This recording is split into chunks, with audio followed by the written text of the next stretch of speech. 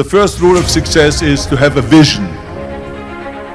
You see, if you don't have a vision of where you go, and if you don't have a goal where you go, you drift around and you never end up anywhere. It's like you can have the best ship in the world, you can have the best airplane in the world. If the pilot or the captain doesn't know where to go, it would just drift around. It would not end up anywhere, or most likely in the wrong place. So I was very fortunate that I stumbled onto my vision. I mean, as you know, I was born in 1947 in Austria after the Second World War. And I didn't really like Austria when I grew up. I couldn't wait to get out of there. I couldn't see myself becoming a farmer or a worker in a factory or anything like that. Even though my parents wanted me to stay there and have a normal life. My father wanted me to become a police officer like he was. My mother wanted me just to stay there and marry a girl with the name of Heidi, hopefully, and have a bunch of kids and run around like the Van Trapp family in The Sound of Music. But that was their vision, not mine. My vision was totally different. I felt that I was born for something special, for something unique, for something big. So I was searching.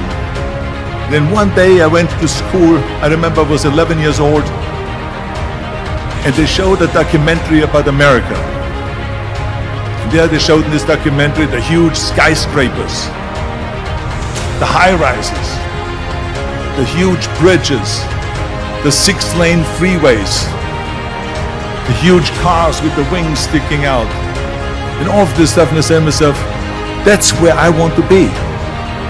I don't want to be around here with these little farmhouses and these little buildings and everything is old.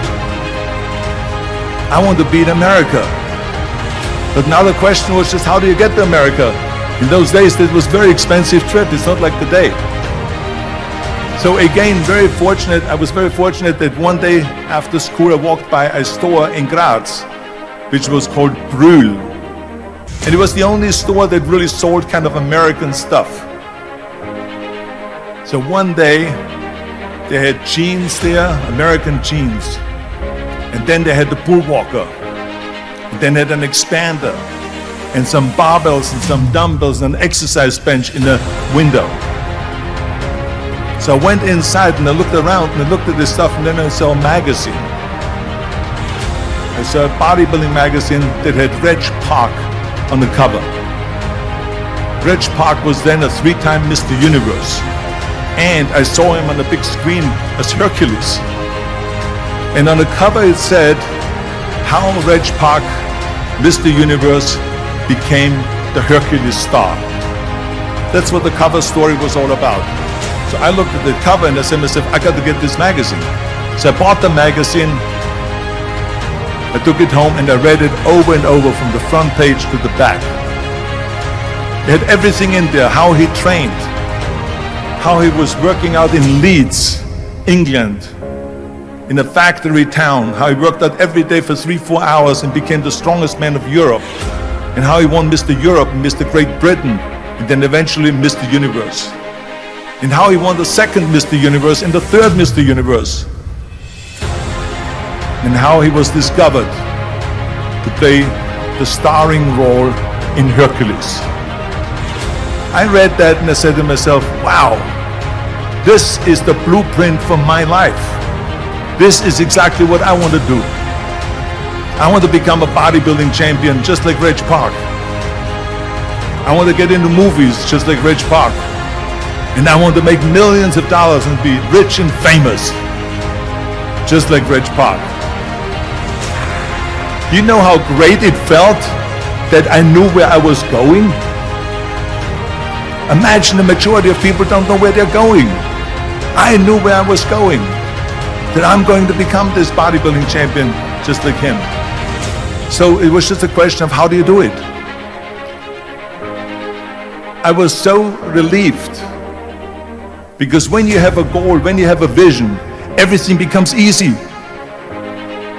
Because remember that in America, for instance, when you study, you will see the percentage of people that like their jobs. 74% hate their job in America. Now, there's not much different when you come to Europe. The majority of people don't like what they're doing because they're really not doing it because they didn't have a goal and they followed this goal. They just aimlessly drift around, and then all of a sudden there's a job opening, so they get that job because you have to work. But then when you work, it's a chore. It's work. It's not fun. So if you think about, only a quarter of the people really enjoy what they're doing in life. That is unbelievable if you think about it. So I felt so blessed that I knew what I was doing. It's like a medical student that studies and knows he wants to become a doctor. You know where to go. So I knew where to go. So people always ask me, when they saw me in the gym in the pumping iron days, they say, why is it that you're working out so hard? 5 hours a day, 6 hours a day, and you have always a smile on your face. The others are working out just as hard as you do, and they look sour in the face. Why is that? And I told people all the time, I said, because to me, I'm shooting for a goal. In front of me is the Mr. Universe title. So every rep that I do gets me closer to accomplishing that goal, to make this goal, this vision, turn into reality. Every single set that I do, every repetition, every weight that I lift will get me a step closer to turn this goal into reality. So I couldn't wait to do another 500-pound squat. I couldn't wait to do another 500-pound bench press. I couldn't wait to do another 2,000 reps of sit-ups. I couldn't wait for the next exercise, for the next half hour of posing and all the kind of things that you have to do to be a champion. I felt so great knowing where I was going, and I tell you, it worked. I mean, think about it. And at the end, I was just not visualizing just my exercise, but I was really lifting the trophy over my head. That's what I was thinking about. And with the age of 20, I went to London and I won the Mr. Universe contest as the youngest Mr. Universe ever. And it was because I had a goal. And this is no different than anything else, what I'm talking about. This is not just about bodybuilding. It was the same in acting.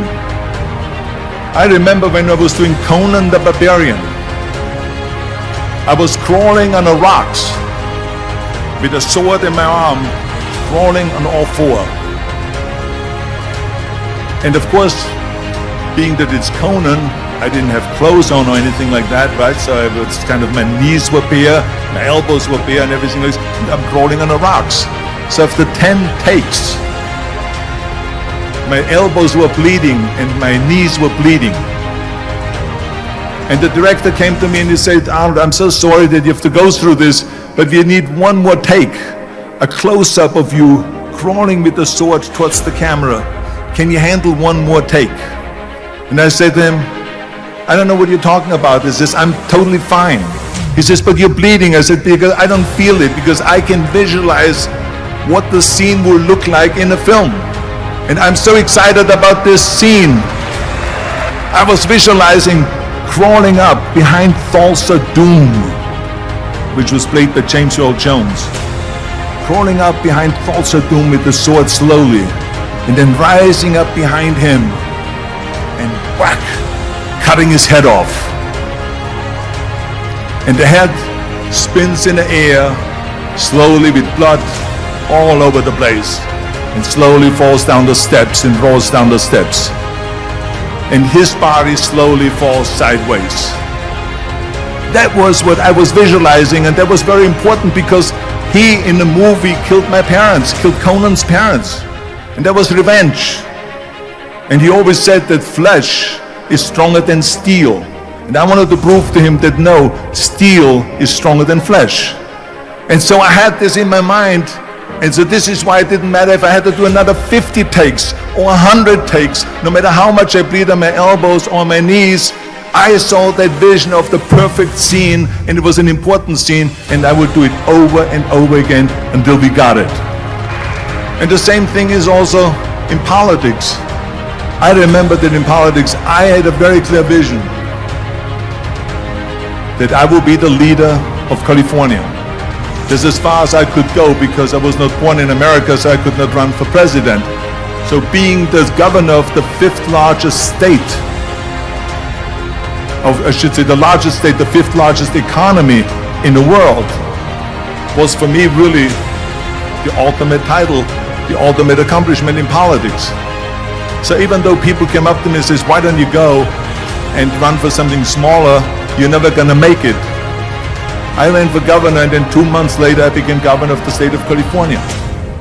Again, because I had a very clear vision what I'm gonna do with California.